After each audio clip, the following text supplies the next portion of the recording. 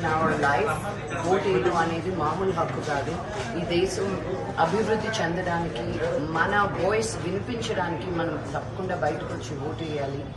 ఒక విన్నపం ఏంటి అంటే కొన్ని ఎలక్టోరల్ రిఫార్మ్స్ మారితే బాగుంటాయి. ఇప్పుడు నేను ఒక్క ఓటు వేయడానికి బాంబే నుంచి రావాల్సి వచ్చింది. ఎంతో మంది ఇలాగా అవుట్ ఆఫ్ టౌనర్స్ ఉన్నారు. అందరికీ వెనక్కి వచ్చి ఓటేసే అంత టైం ఉండదు. బికాజ్ ఇక్కడ హాలిడే, కానీ వేరే వేరే ప్రదేశాల్లో it is still a working day today.